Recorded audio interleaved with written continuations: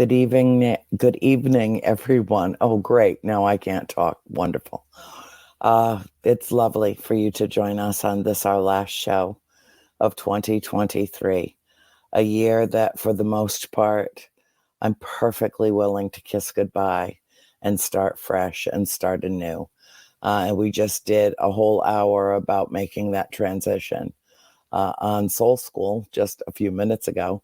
In case I didn't say class is dismissed until next year on Soul School. But tonight I brought Rupert back on the show with me because we had a very long talk today about what the next year looks like, where we're going, how this feels, how this looks, and we want to share our thoughts and our impressions and our feelings with you. So without further ado, please welcome Rupert Guy to the show. Hi, Andrea. It's good to see you again. You too. You too. We had a very interesting conversation today, and I'm going to allow you to just run with it and elaborate on it and share what parts of it that you want to, because we discussed so many different things that I can't remember what we're going to share and what we are going to withhold just a little bit. But we do have big plans for next year. And I told you long ago, and everybody that's watching this, that since I was a child, the year 2024 stuck in my brain since I was really quite young. And when I was little, I thought that maybe the reason that that year sticks in my brain is because that's the year that I will die.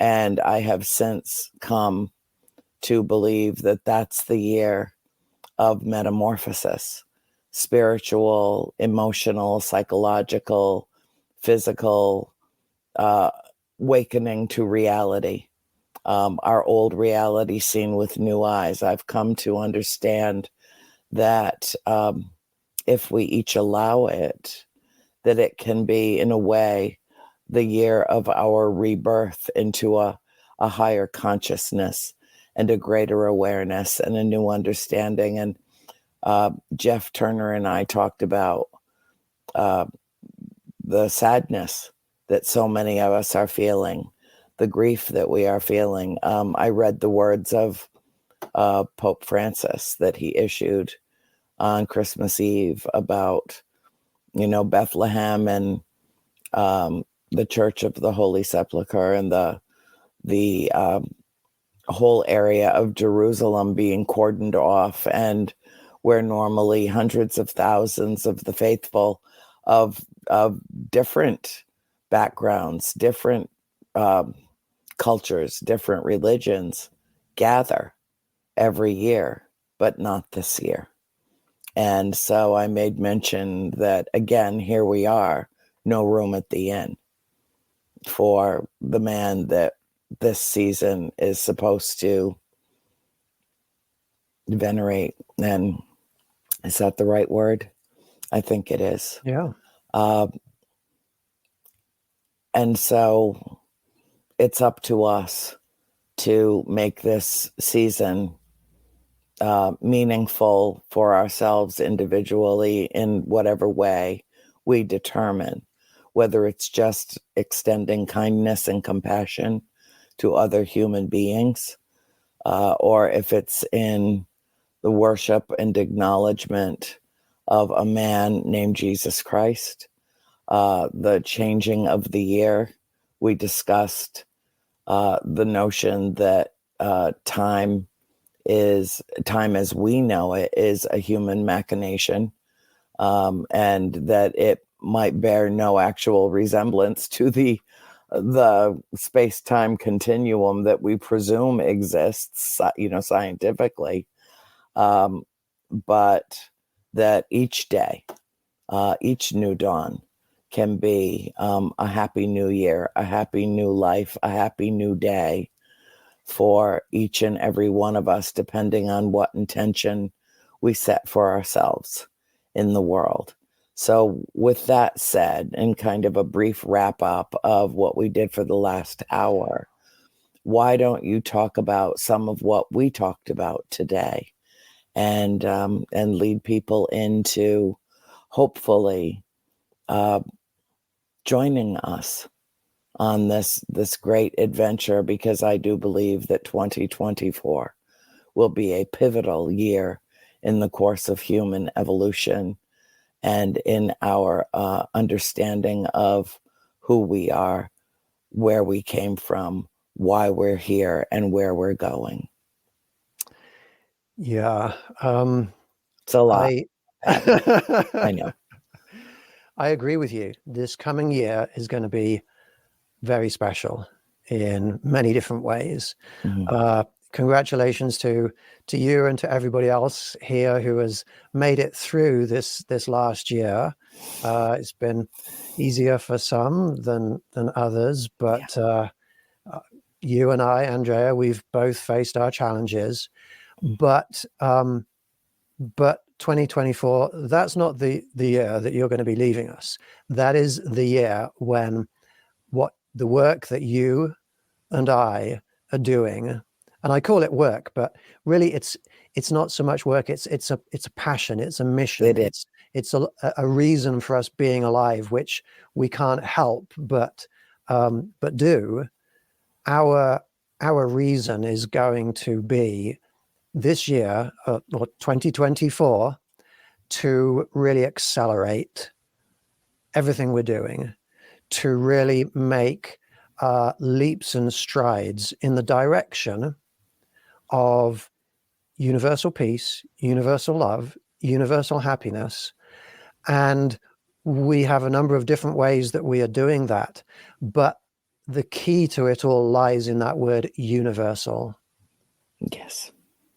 This is the year when humans, some humans, not all humans probably yet, but some humans and some non-human interstellar entities, we are going to come together in a far more deliberate, purposeful, and strong way, connecting with each other together in a way that is tangible in Yes. order to move this planet, this region of space, in a much better direction. You and I have talked, Andrea, quite a lot about how we have been guided to each other. Yes. It is not just a feeling. It's not just wishful thinking. No, there are people out there that have told us they were told that we need to meet each other. They were told that. And it's not just you and me. It's also people in our audience who are watching. Yes. I think it's Bill too. Yeah. I think I know it's Bill too. I know it is. And there are probably other people on the list we could add. Maybe even maybe I'm thinking about Deb and other people out there. We are being guided together. We have been guided together purposefully by conscious entities wanting us to work together because they like what we're doing. They like our philosophies, and they are supporting us. Yes. And they also know that if we come together in greater numbers, that and increasingly greater numbers, not only do we have, tangible evidence that we're making some headway, but that there's power in those numbers, that each life that each one of us touches, if we do it right and we do it well, then the message that we impart, they in turn will impart to those that they love, to those who are like-minded among their circle, and grow this consciousness of co-creating with the universe, working in concert, working in tandem. And I believe that that's a very big part of what we're doing. And on Soul School, we often talk about the test in this life always precedes the lesson. And I think that we have faced some extraordinary tests in this past year, but that the lessons will reveal themselves in 2024 in a beautiful way. I said something, my friend Cass, she left this morning to go back to Michigan. She should be arriving home any minute. And we were not arguing, but we were having a discussion about the overturning of Roe v. Wade and the impact that that has had on our society. And I said something that I think she thought was a little controversial, a little provocative. And what I said was, it had to happen to mobilize people. It had to happen for people to wake up and realize that the government is telling more than 50% of the population what we can and cannot do with our own bodies, and has basically ripped our autonomy, our self-possession, our self-control, our ourselves from our own ability to reason, make sometimes very difficult decisions. And I just looked at her and she's like, well, that's just ridiculous. And I said, there are women in this country right now, this minute, who are suffering and dying because they don't have access to reproductive health services. Women with ectopic pregnancies, women who are bleeding out. A woman, I believe, in Indiana was just arrested for having a miscarriage of a baby she desperately wanted, arrested because she had a miscarriage. None of this would be happening, and these people would not be suffering like this if the law of the land had been maintained. It's something that most all sensible people agreed with for the last 50 years, just suddenly overturned with the promise of more rights to be stripped away from us in the future. And my argument was, this had to happen. It's the only way to wake people up, is to shock them into reality, into awareness that things are not always as they appear, and that powerful people will do whatever is necessary to serve themselves, first of all, and their own ideologies, but also to place their thumb squarely on those that they're supposed to serve, because it quells the masses. And so, here we are in 2023, a year in, more than a year in, to this aberration that, in my opinion, has occurred because it had to, because it was the slap in the face that we all needed, women and men alike, to realize that the few cannot control the many. And look at the uprisings that are occurring all over the earth, where people are saying, my freedom, my freedom, my freedom. I want my freedom. Well, we've had one of our freedoms stripped away from us in a very harsh and a very severe way. And people in power overreaching to such an extent that in many states in this country, they want a full, complete 100% ban, regardless of rape incest, or the life of the mother. This is extremism in the extreme. And it's that slap in the face that we sometimes need, that bucket of ice cold water just dashed across our bodies, just laying there prone and oblivious to what is going on in this world.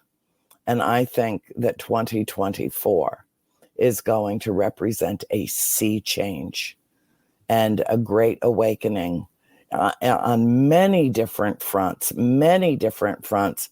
I mean, look what's happening now with, protests all over the world about not only the attacks that happened in Israel on October 7th, but then the response, and how many people are so upset, myself included, worldwide, about,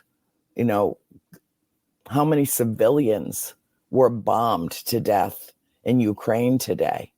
Directly targeted civilians, a maternity hospital, directly targeted in retaliation for Ukraine blowing up a ship in the Black Sea that had warriors on it. We had military people on that ship.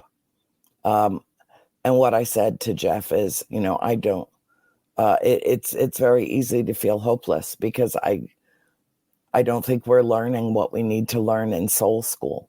But after the conversation that I had with you today prior to doing this show, I did feel more hopeful.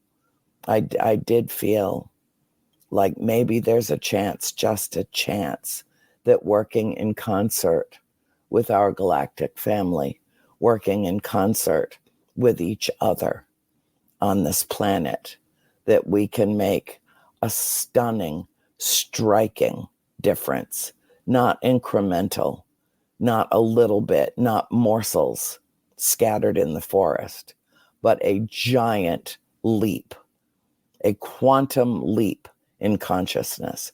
And I think that that's what this next year represents. And I feel to the core of my being that you and I and our circle, our huge circle, our family that's out there listening to this, watching this, are an integral part of this process. And so on this last show of 2023, which has been a very difficult year for a lot of people, I will say to everyone listening that one of the very best things that happened to me this year was finally meeting you and putting our heads together and our hearts together for the greater good of mankind and the healing and the spreading of love. And I feel empowered again when I was feeling weak for a while. I told you, I confessed I was thinking very seriously with all that's going on in my life and my mother's needs, that this would maybe be a good time for me to step away. And then I met you, and it clarified and redefined my mission. And I want to say publicly, thank you. Thank you. Thank you, Andrea. It's very touching to hear you say those things. Meeting you was a profound experience for me too. All of the pieces of the jigsaw puzzle fell into place, and we're meant to be. We're meant to have met. We're meant to be working together, and the people who are listening, watching this show, those people are meant to be here also. I agree. And even though it's you and me up here doing all the talking, they are involved. They are part of our family as well. Yeah. And they're doing the thinking, the listening and the thinking and the processing and deciding if they're all in with us. Yeah. That if our mission is their mission. And maybe it's not.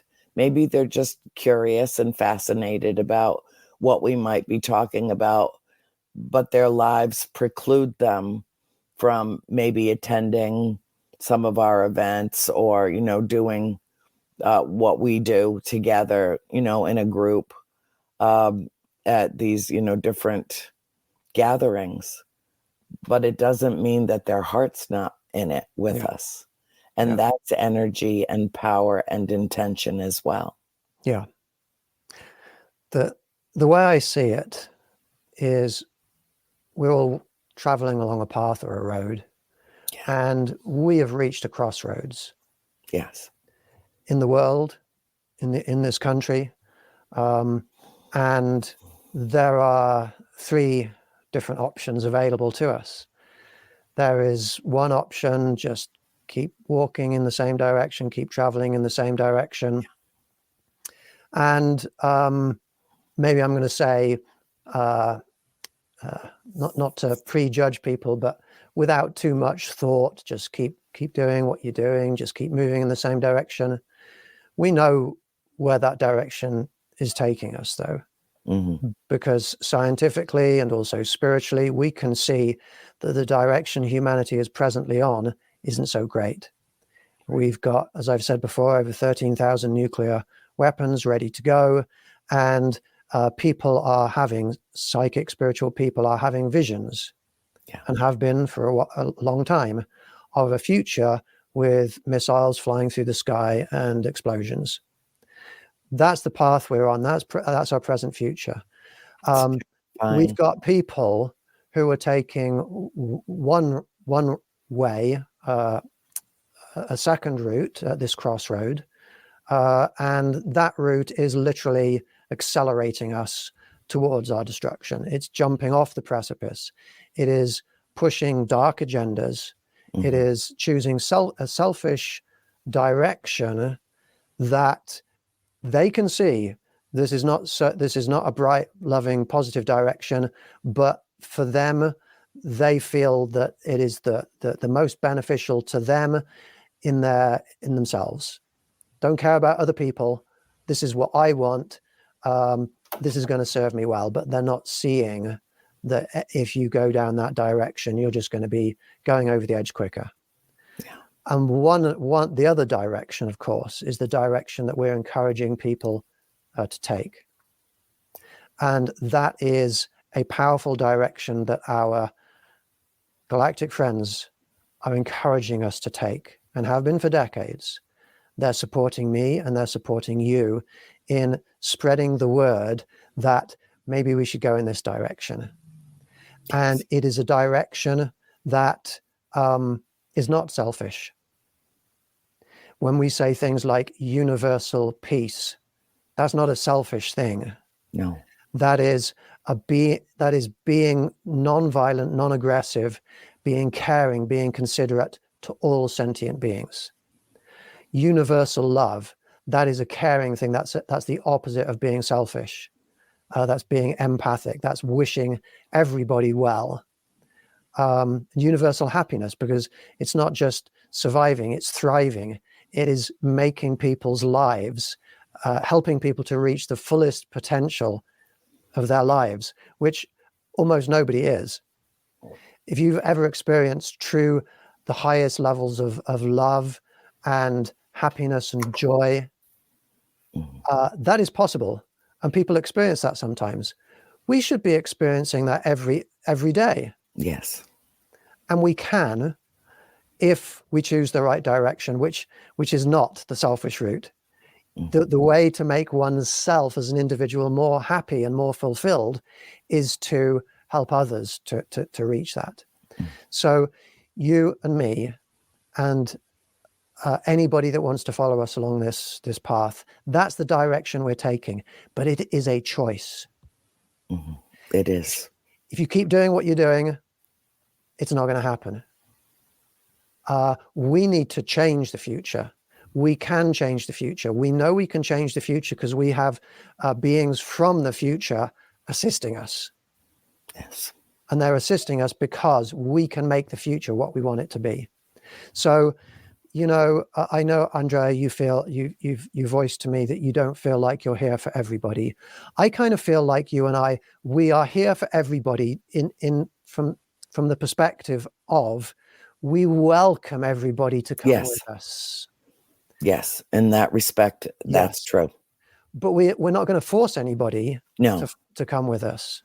We're not going to coerce people to come with us. It has to be a choice.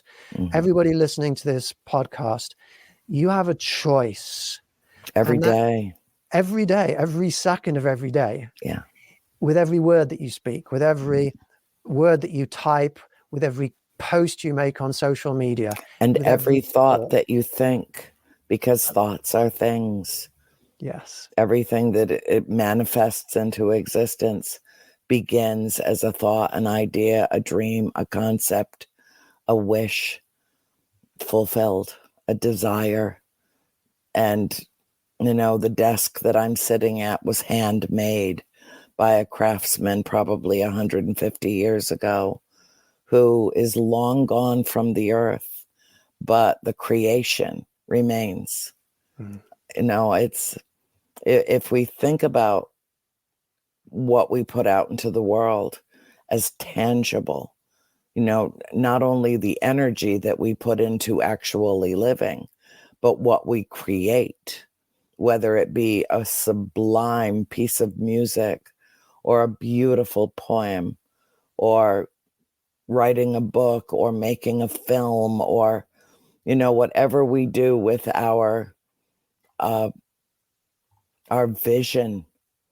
And that's what we talked about today. You and I have a vision of what we want to put out into the world and how, as a gift, we're not looking for anything in return from it, just a gift out into the world. These are the messages that we are receiving. We impart them to you. Receive them as you please and process them as you please. And it's up to each and every individual to do that in their own way, in their own time. Uh, but I have to believe that we can make a difference in this world. I have to believe that We can. because I've already seen it happen. I've seen it happen, and so have you. Yeah.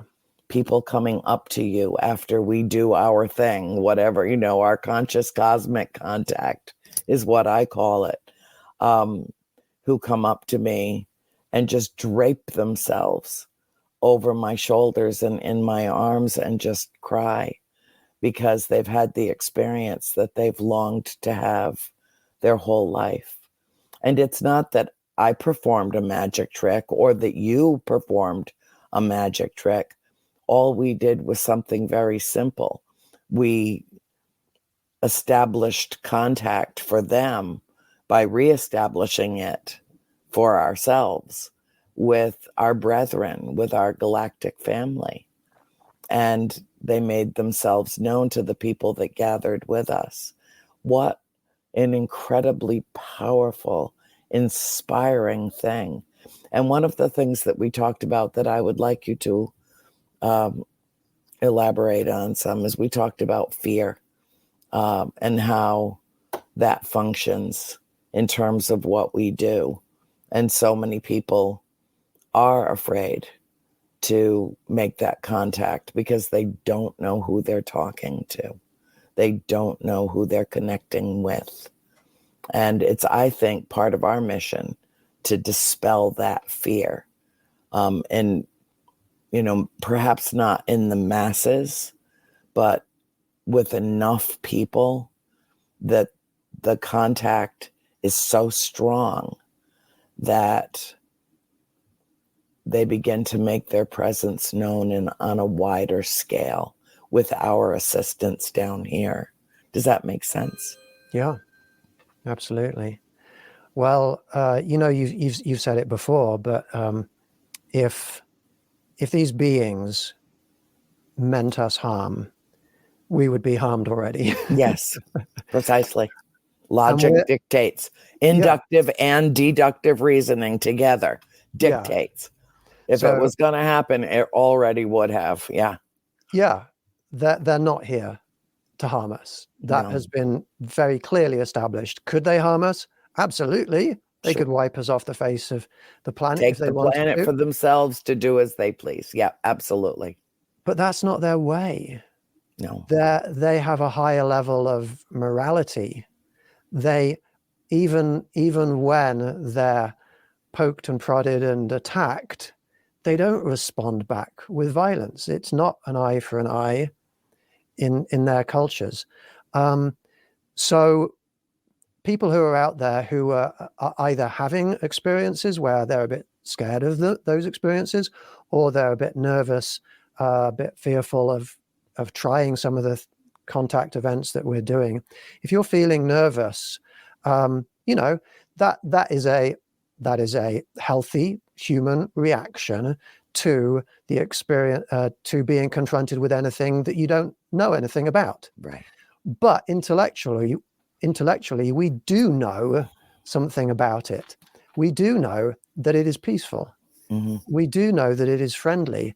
And in time, if you have these experiences too, you can learn that these experiences are very, very loving, very supportive, very nurturing.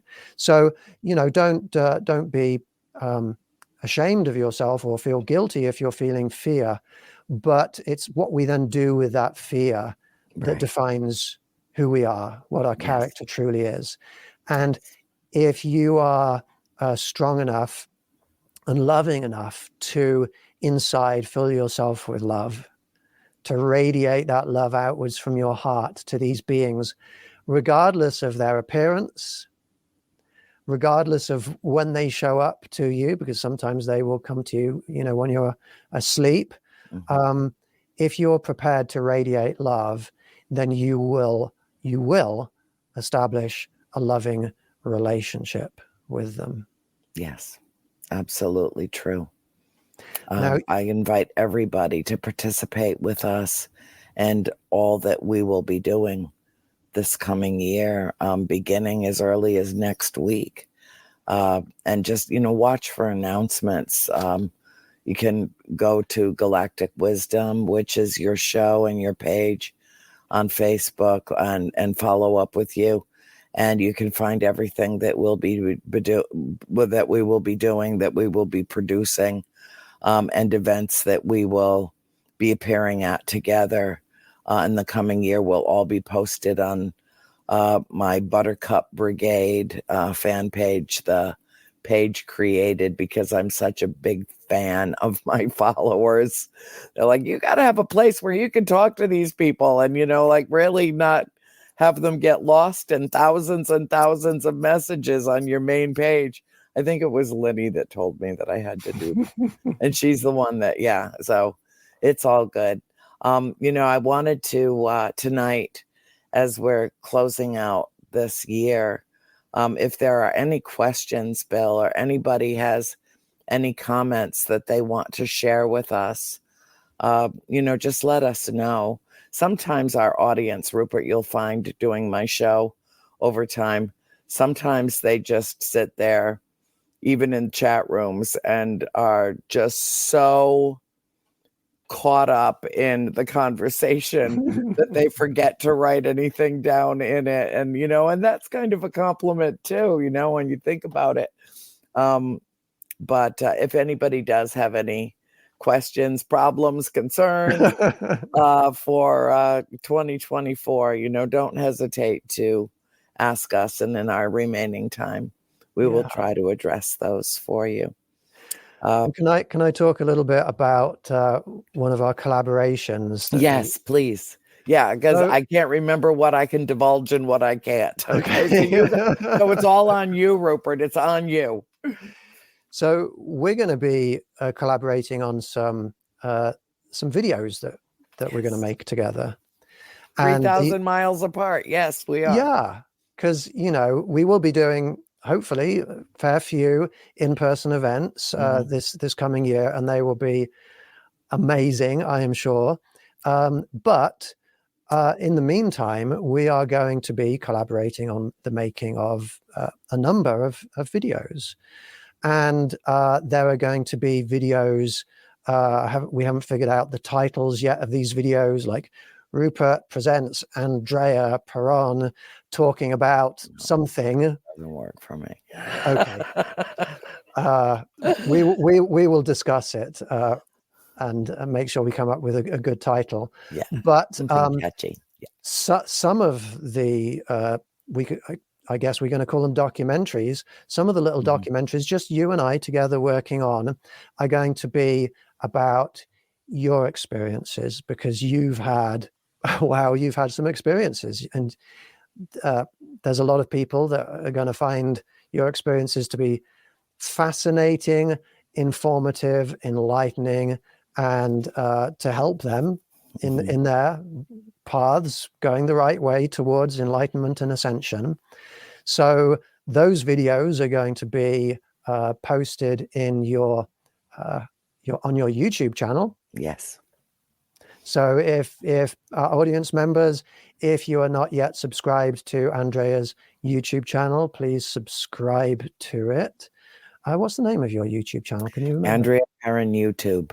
It's pretty simple stuff. Yeah. I didn't do it. I didn't even know how to set up a YouTube channel. My friend Marge did it for me. Fantastic. I'm such a techno idiot. You know that. You got to take care of all that stuff.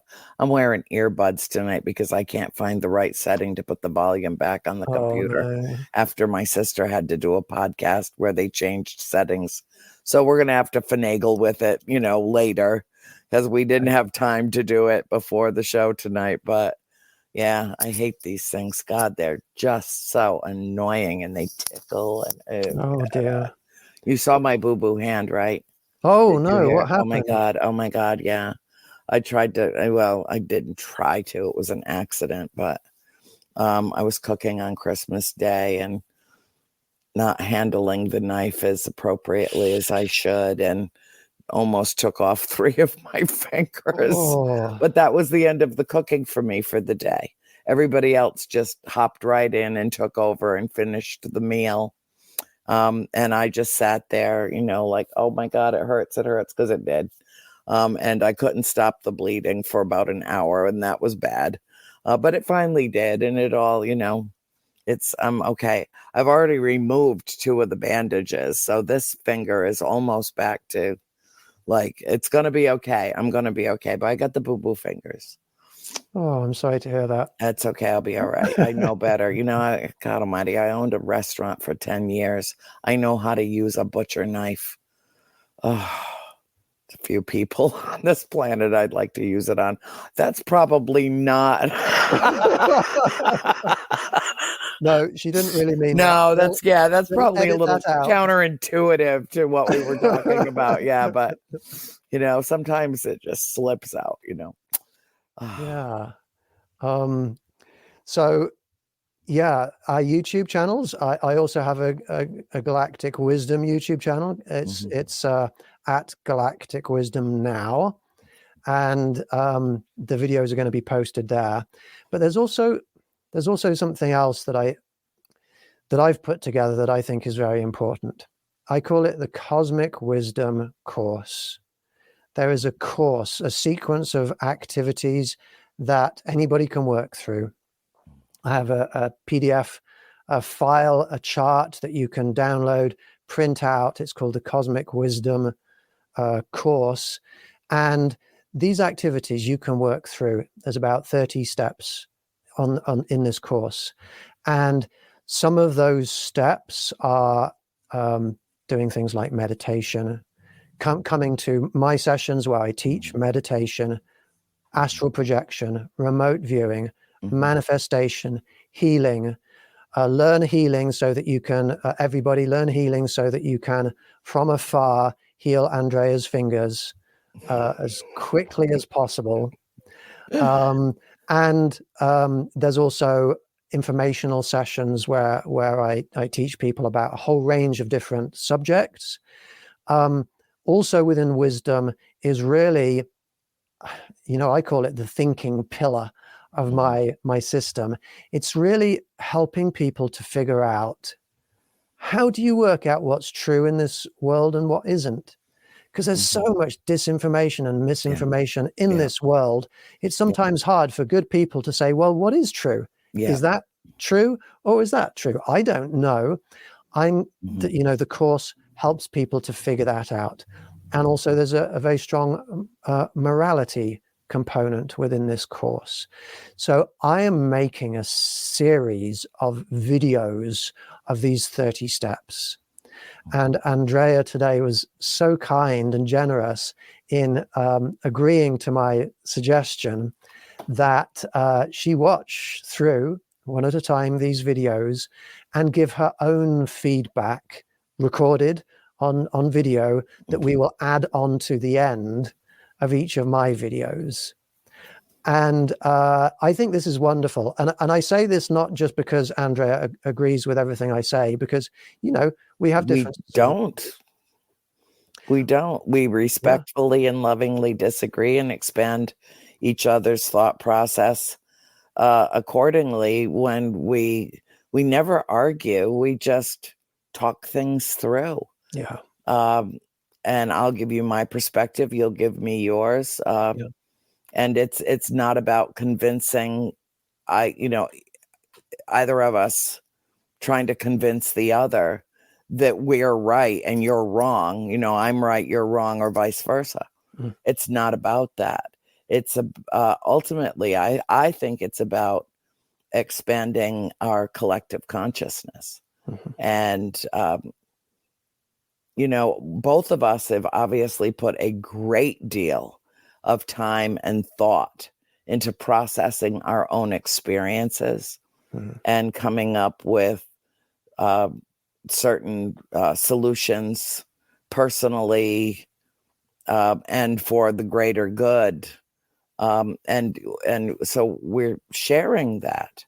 And I think, as I've discussed with you, modeling how to be civilized human beings, how to maybe disagree about something, but do so in a way that, we're not placating each other, but that we're making each other aware of that difference of opinion and why it exists, and how we reasoned, to get to the point that we're at. And I think ultimately that will serve a purpose as well. Not just that we're talking, but how we talk to each other and how we approach different manifestations of our own experiences, what that taught us. And the thing that I think is so interesting about it is that, as we've discussed in the past, it really is ultimately a merging of the science and the spirituality coming together to illuminate these subjects in an entirely different way.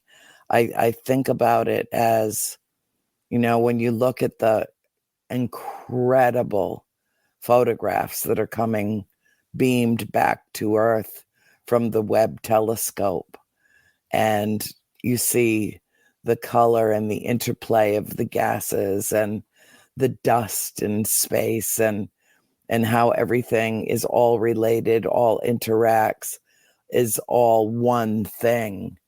That's how I think about what we're doing, that it is a true coming together, maybe from slightly different perspectives, but ultimately pieces of the whole that are interacting.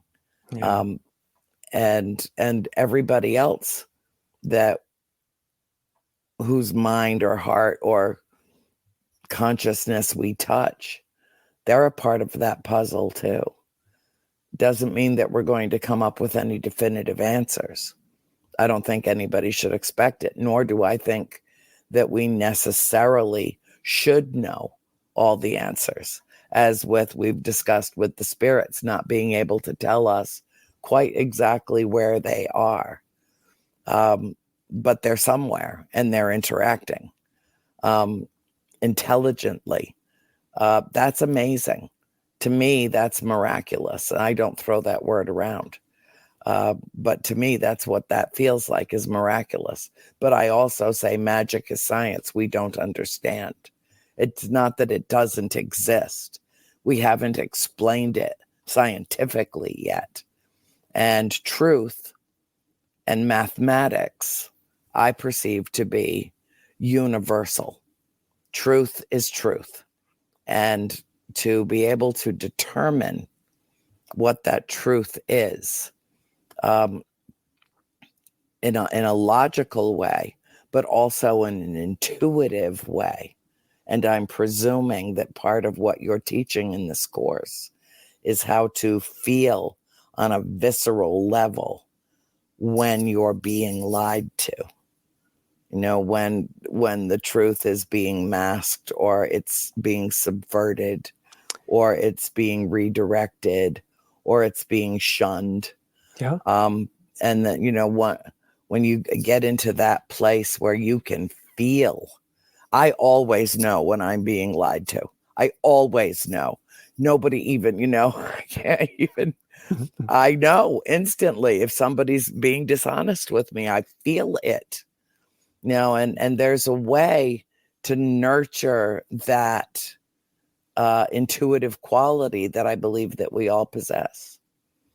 So I feel certain. I don't know for certain because we haven't discussed that precisely, but I feel certain that in this process of teaching people how to become more self-aware, more in touch, more connected, that's part of the process. Am I wrong, or is it something you're going to have to stick? You are absolutely right. I think there's a lot of very clever, very dark manipulators in the world. Yes. Yes. And those manipulators really use our emotions against us. Mm-hmm.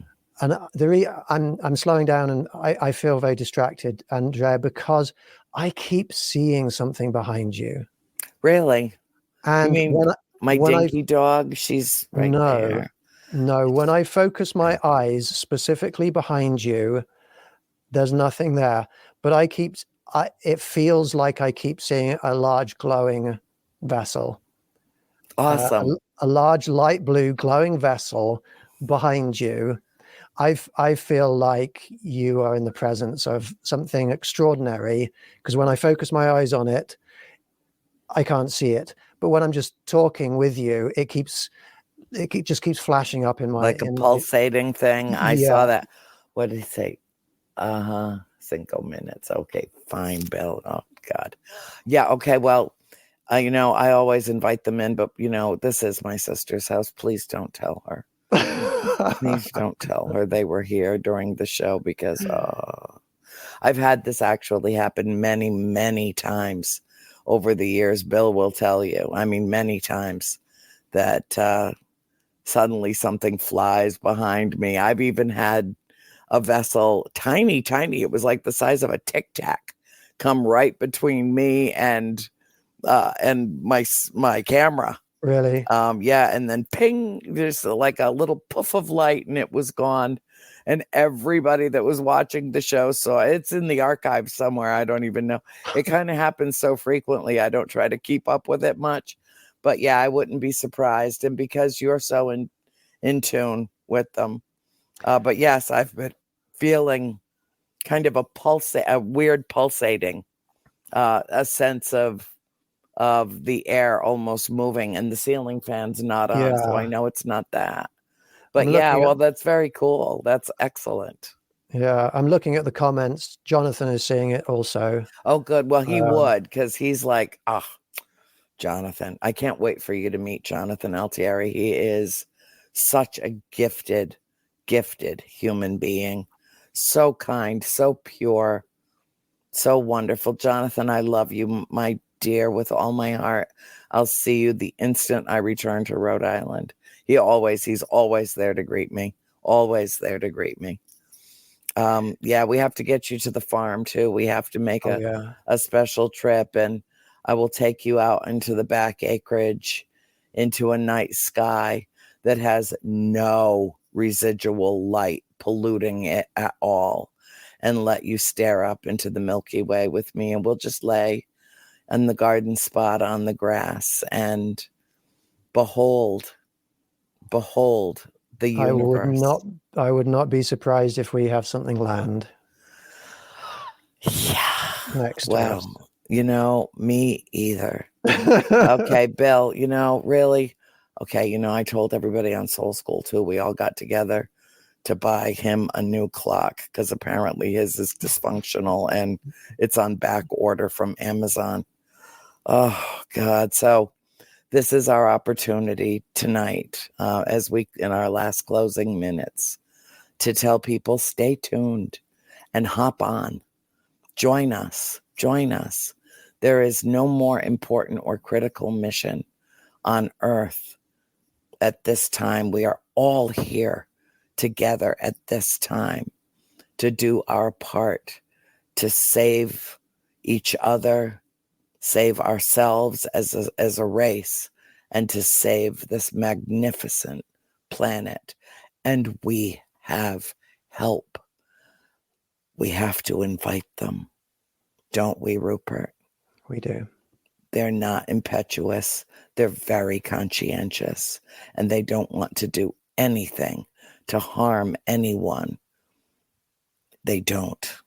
So there are no truer words that I have ever spoken than those words. And I've heard the same words from you. We are in this together, and everyone is welcome to join us, to meet with us, to create, to co-create and coexist in a magnificent, wondrous universe. So thank you so much for joining me tonight and for ending this year, since you were such a pivotal part of this year for me and such a glowing reaffirmation. I thought it only proper that you be with us tonight, and we didn't see, they just wanted to hear us flap our lips. Nobody even asked us anything. So I guess there's always next week. But anyway, thank you, Rupert, for joining us. Thank you for being my friend. Oh, Thank you for being my star brother and for being a bright light in the firmament. It means everything to me, more than I can express in mere words. And Bill, we love you like our luggage. I'm telling you, man, you're just the best, simply the best. And so for everyone who's joining us, let this be a world awakening to the possibilities that are sprawling themselves in front of us in the year 2024. And with that, I say, be the light you seek. Good night, everyone.